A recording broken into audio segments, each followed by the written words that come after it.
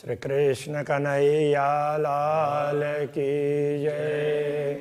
श्री निजानंद स्वामी की जय। श्री प्राणनाथ प्यारे की जय। रसूले एतायत जाहिर किया और हरफ रखे छिपाए। हक मेला बड़ा होशी शोकर से जाहिर खिलवत आए। शोकर से जाहिर खिलवत आए। श्री कृष्ण कन्हैया लाल की कते परंपरा में खास करके कुरान हदीस इनमें इस प्रकार से समझाया है। तो रसूल ने कुछ बातें बताई और बाकी बातें नहीं बताई क्योंकि उनको हुक्म नहीं था। और उन्होंने ये बताया ये सारी बातें जब क़यामत का समय आएगा उस समय परमात्मा प्रकट होंगे, उनके साथ में पूरी ब्रह्मात्माएं, उस समय उनकी आत्माएं भी आएंगी तो वो इन सब बातों को स्पष्ट करेंगे। इस तरह की बातें कही थी। और साथ में और क्या कही, वो कहते हैं बसरी मलकी और हकी कही मोहम्मद तीन सूरत। उन्होंने तीन प्रकार के स्वरूप की भी बात कही। तामें दो देशिया का शायदी, उनमें से दो साक्षियां देंगी। हकी खोले सब हकीकत, और एक अंतिम वाले हैं वो सब हकीकत को स्पष्ट करेंगे। ये कुरान के अनुसार बता रहे हैं। हाँ, उसमें इस प्रकार से समझाया है। हकी हक अरश करे जाहिर, हकी स्वरूप हैं तो वो परमात्मा के धाम को स्पष्ट करेंगे। उगया कायम सूरज फजर, तो अखंड सूर्य का उदय होगा और ब्रह्म ज्ञान का प्रभात होगा। उस समय होशी सब हयाती, सबको मुक्ति मिलेगी। देख कायम खिलवत नजर, और वो अखंड धाम को देखेंगे समझेंगे तो, और इसके धाम से भी ज़्यादा यहाँ खिलवत कहने से ब्रह्मात्माएं हैं, तो ब्रह्मात्माओं के माध्यम से सबको मुक्ति मिलेगी। ले हकी सूरत हका इल्म, ये हकी सूरत है, वो परमात्मा का ज्ञान प्राप्त करेंगे। उस ज्ञान के माध्यम से करशी जाहिर हक विसात, तो परमात्मा की सारी संपत्ति प्रकट कर देंगे। अब यहाँ संपत्ति कहने से जैसे लोगों को तो आम भौतिक संपत्ति के प्रति इंटरेस्ट होता है तो उस तरह से समझेंगे, तो ये ऐसा नहीं है। ये परमधाम की संपूर्ण संपदा उसको भी स्पष्ट करके बता देंगे। खिलवत भी छिपी ना रहे, तो ब्रह्मा आत्माएं उनको भी बता देंगे, वो भी छिपी नहीं रहेंगी। करे जाहिर वायदत हक जात, तो ये अद्वैत धाम के आत्माएं वो भी इस दुनिया में जाहिर होंगी। क्योंकि कते परंपरा के अनुसार उनमें जो कहा था कि परमात्मा ने अपने आत्माओं को तो छिपा करके रखा है, तो वो कभी कहीं किसी को बताया नहीं है, तो वो सब यहाँ पर बता देंगे। वही सबसे बड़ी संपत्ति है। फजर कही जो फुरमान है, फुरमान में जो फजर की बात कही है प्रभात की, सो अरश बकाह का दिन, वही परमधाम का दिन कहा है। कहने का तात्पर्य यह है ब्रह्म ज्ञान का प्रभात होगा तो सब कुछ समझ में आएगी। जो लो वका तरफ पाई नहीं तो लो सबो ना रोशन। जब तक परमात्मा का ज्ञान नहीं था, ब्रह्म ज्ञान नहीं था, तब तक सर्वत्र ज्ञान का प्रकाश नहीं था, सब कुछ मालूम नहीं था। ब्रह्म ज्ञान के न होने से सब कुछ मालूम नहीं था। अब दिन कायम जाहिर हुआ, अब अखंड दिन जाहिर हुआ। कहने का तात्पर्य अखंड दिन तो परमधाम में होता है, तो दुनिया में भी अब परमधाम को समझ में आने लगी। समो रोशनी पहुंची बकाहा का, सबको परमात्मा की रोशनी पहुंची। कहने का तात्पर्य परमात्मा का ज्ञान प्राप्त हुआ। कायम की ये सब हुक्म है वर्ष्या हक इश्क मुतलक। तो सब पूर्ण ब्रह्म परमात्मा के आदेश ने तो सबको अखंड कर दिया। वर्ष्या हक इश्क मुतलक, तो पूर्ण ब्रह्म का प्रेम भी दुनिया में बरसने लगा। रुआ अल्लाह चौथे आसमान से आए खोली सब हकीकत। ये बातें कुरान हदीस में इस प्रकार से समझाई है, वो भी संकेत से समझाई है, उनका स्पष्टीकरण कर रहे हैं। रुआ अल्लाह चौथे आसमान से आएंगे और सब हकीकत खोलेंगे, तो ये भी खोल दिया है ऐसा कह रहे हैं। ले आए इल्म लुदन्नी, तो वो ब्रह्म ज्ञान ले आए हैं कई सब हक मार्फत। उन्होंने पूर्ण ब्रह्म परमात्मा की पहचान बता दी है, तो वही पहचान दुनिया को बताना है, तो वो कार्य मैं कर रहा हूँ, ये कहना चाह रहे हैं। जो कहीं मोहम्मद ने हक जात सूरत, तो रसूल मोहम्मद ने जो परमात्मा की और परमात्मा के आत्माओं की, उनके अंग स्वरूप आत्माओं के स्वरूप की बात बताई है। सोई कही रुआ अल्लाह ने या में जरा न तफावत, तो उस बात को रुआ अल्लाह ने स्पष्ट करके सदगुरु श्री देवचंद्र जी महाराज ने सब स्पष्ट करके बता दिया है, जो वहाँ रसूल मोहम्मद स्पष्ट करके बता नहीं पाए। उन्होंने सूरत है ऐसा तो कहा, तो कैसा है किस प्रकार से है ये सब समझा दिया, तो इसमें कोई अंतर नहीं है। जो अमरद कया मोहम्मद, मोहम्मद ने जिसको अमरद स्वरूप कहा, सो अमरद सूरत, सोई कई इसे किशोर सूरत, उनको किशोर स्वरूप ऐसा कहा। और सब चीज़ें कई बराबर, तो जो रसूल ने जिनका उल्लेख किया था उन सबको स्पष्ट करके बता दिया। दो मकान हादी उम्मत, तो दोनों मकान कहने का तात्पर्य नूर और नूर तजल्ला, इस तरह से कहा। तो वो परमधाम और अक्षरधाम की बात बताई, श्यामा जी और ब्रह्मात्माओं की बात बताई, तो ये सारी बातें स्पष्ट करके समझा दी।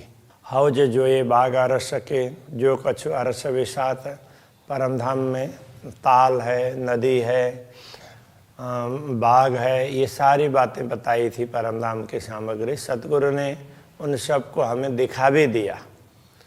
कहूँ केती अरस साए दिया, परमधाम की कितनी साक्षी बताएं। इन जुआ कहीं न जाता, इस जुआ के द्वारा उन सबको बताया नहीं जाता है। बरकत कुंजी रो अल्लाह हुआ बेवरा तीन उम्मत, ये कुंजी तारतम ज्ञान, इसकी बरकत, इसकी क्षमता क्या बताएं। रो अल्लाह जो कुंजी ले आए हैं सदगुरु श्री देवचंद्र जी महाराज, तारतम ज्ञान रूपी चाबी लाए हैं, तो उसकी क्षमता की क्या बात करूं। इससे हुआ बेवरा तीन उम्मत, उससे तो तीन उम्मत, ब्रह्म सृष्टि, ईश्वरी सृष्टि और जीव सृष्टि, तीनों का विवरण प्राप्त हुआ है। पूरी उम्मीदें सबन की, तो इस प्रकार तो उन्होंने ब्रह्म सृष्टि, ईश्वरी सृष्टि और जीव सृष्टि की बात बता करके सबकी उम्मीद का तात्पर्य सबकी चाहना पूर्ण कर दी। परमात्मा प्रकट होंगे बता रहे थे, तो ये प्रकट हो गए हैं ऐसा करके सदगुरु ने समझा दिया। सो तो अब जाहिर भय सब विद वतन सहित, ये बताया। तो वो कहते हैं वो अल्लाह ने ये सब बता दिया है। जाहिर होते हक सूरत, परमात्मा के स्वरूप प्रकट हो गए हैं, तो उनके प्रकट होने पर सबकी इच्छाएं पूरी हो गई है। ले ग्वाही दो हादियों किया हक वर्णन, तो मैंने भी तो रसूल की बातें भी सुनी, देखी, पढ़ी, और सतगुरु ने जो स्पष्टता की है उनको भी पढ़ा, और सारे धर्म ग्रंथों को जो भी हमारे सामने प्राप्त हुए उन सबको पढ़ा, देखा। तो इससे तो वो सारे उन सब की साक्षी लेकर के अब मैंने भी किया हक वर्णन, पूर्ण ब्रह्म परमात्मा के स्वरूप का वर्णन किया। सब कौल किताबों के हक हुक्म किए पूर्ण, जिन जिन धर्म ग्रंथों में जो जो भविष्यवाणियाँ थी, पूर्ण ब्रह्म परमात्मा की कृपा से, उनके आदेश से सारी बातें पूर्ण हो गई है और उनकी स्पष्टता भी कर दी। वाहिदत अरस अखंड, असल नकल नहीं दोए। वाहिद का मतलब अद्वैत, अद्वैत परम धाम वो अखंड है, तो वहाँ असल ही असल है, नकल नहीं है। असल और नकल ये अलग अलग ऐसे नहीं है, वो असल ही असल है। घट बड़ा अरस में है नहीं, घटना बढ़ना नहीं है, जो जैसा है वो उसी रूप में है। बढ़ता हुआ तो दिखता है, बढ़ता हुआ का मतलब देखने पर और ज़्यादा आनंद मिलता है, तो वो बढ़ता हुआ लगता है, लेकिन किंतु वस्तु बढ़ती नहीं है। न नया पुराना होए, न नया न पुराना, ऐसा होता है। रंग नंग रेशम मिलाए कि हेम जवेर कुंदन, तो दुनिया में वस्त्र आभूषण वगैरह बनाते हैं तो कैसे बनाते हैं? अलग अलग प्रकार के आभूषण बनाते हैं, तो अलग अलग रंग के रत्न लेंगे और उनको कभी रेशम का तात्पर्य तो ये वस्त्र, तो इनमें तो अलग अलग प्रकार के रंग के रत्न अथवा तो वस्त्र वगैरह लेकर के, और फिर हेम जवेर कुंदन, तो हेम जवेर कुंदन, तो ये सब जवाहरात मतलब रत्न वगैरह ये सब लेकर के, सोना चांदी वगैरह धातु और धातु वस्त्र और उधर रत्न, ये सब मिला करके वस्त्र आभूषण बनाते हैं। इन विध बनावे दुनिया वस्त्र और भूषण, दुनिया में वस्त्र आभूषण ऐसे बनते हैं। अब परमधाम में अरस स्वरूप जो अखंड, परमधाम में तो अखंड स्वरूप है, या को होए कैसे वर्णन, उसका वर्णन ही कैसे कर सकते हैं। एक अवतार दूजा पहरना, ये होए सुपन के तन, तो परमधाम में तो सब अखंड है, तो जो वस्तुएं पहनना उतारना नया बनाना बिगड़ना ऐसा कुछ नहीं है। तो एक उतारना दूसरा पहनना, ये होए स्वप्न के तन, ये तो स्वप्न के शरीर में ही संभव है। ये विधा अरस में है नहीं, परमधाम में ऐसा नहीं होता है। जो करता है नकल, जो दुनिया में नकल करते हैं, ऐसा नहीं होता। ज्यों अंग त्यों वस्त्र भूषण, अरस में एक ही आशाला, जैसे वस्त्र जैसे अंग है वैसे वस्त्र आभूषण भी शरीर के अंग के रूप में ही होते हैं, जैसा चाहे वैसे दिखेंगे। ज्यों अंग त्यों वस्त्र भूषण, अखंड स्वरूप के यह, परमधाम में सब अखंड स्वरूप है ना, इसलिए तो वो अंग की तरह से वस्त्र आभूषण भी है। इतना ही भांत स्वप्न ज्यों, तो इस स्वप्न की भांति वहाँ पर नहीं है। दुनी पहनत उतारत है, जी है, दुनिया में पहनना और उतारना होता है, ऐसा परमधाम में नहीं होता। सब चीज़ें रूह के हुक्म करत चाया पूरन्ना, तो ब्रह्मात्माएं जैसे चाहती है उस प्रकार से उनकी चाहना पूर्ण ब्रह्म परमात्मा की आज्ञा सब पूर्ण कर देती है। रूह कछुए चित्त में चित्तवे, ब्रह्मात्मा जो इच्छा करती है सो होत सबे माए छिन्न, वो तो क्षण मात्र में पूर्ण हो जाती है। तो इच्छा की और वहाँ देखा, इतने में तो उस समय उससे पहले वहाँ तो पूरा हो चुका होता है। तो ये परमधाम में है।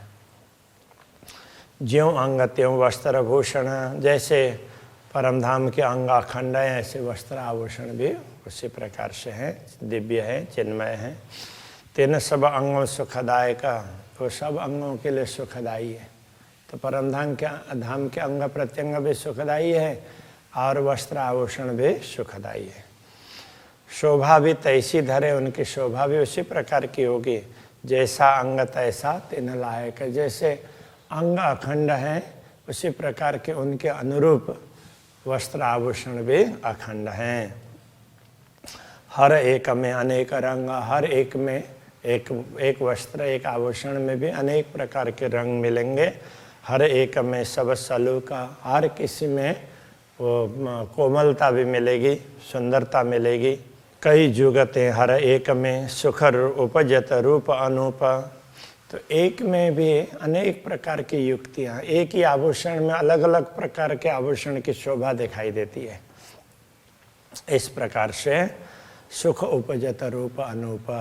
तो परमधाम के ये अनूप स्वरूप को देख करके अपार सुख प्राप्त होता है, ब्रह्मात्मा को अपार सुख प्राप्त होता है। सब अनंग में गुण चेतन, एक एक रत्न में भी चेतन गुण है, प्रत्येक में। मुखते कहना पढ़े न किन, मुँह से किसी को कहने की आवश्यकता ही नहीं पड़ती है। दिल में जैसा उपजे, जैसा दिल में इच्छा होती है सो आगू हो तो रोशन ना, वहाँ दृष्टि पड़ती है उससे पहले ही तो वो तैयार मिल जाते हैं।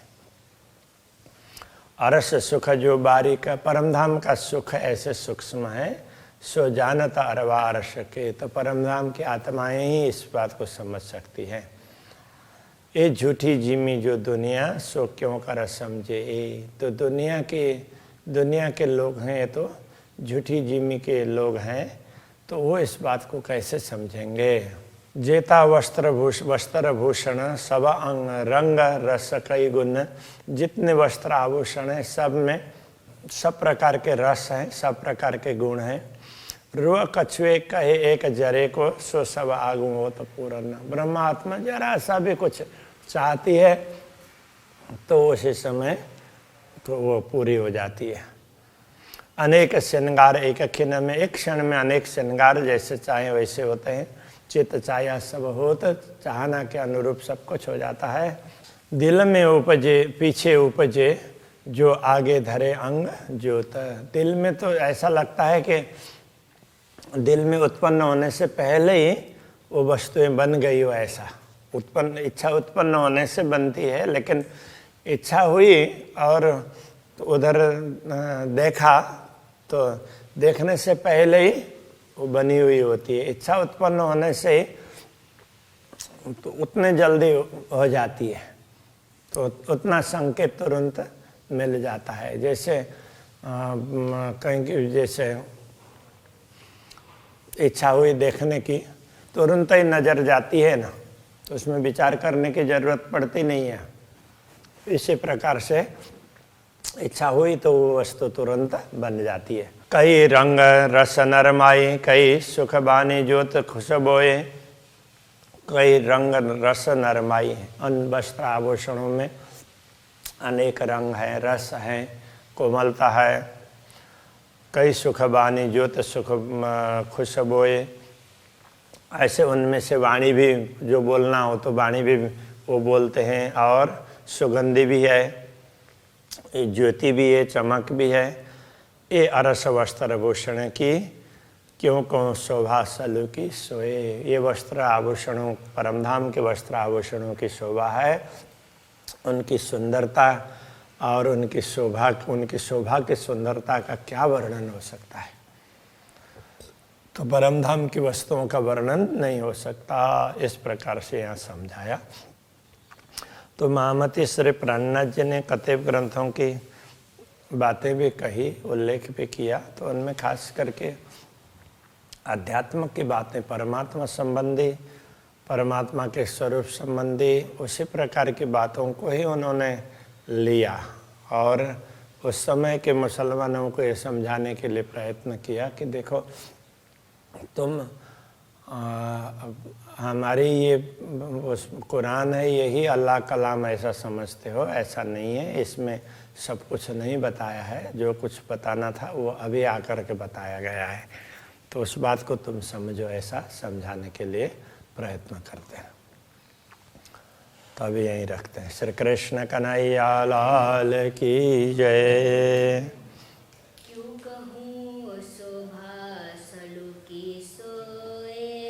क्यों कहूँ शोभा सलू की सोए।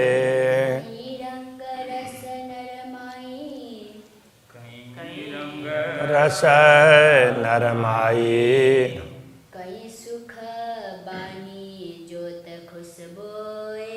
कई सुरबानी ज्योत खुशबोए। ए अरस वस्त्र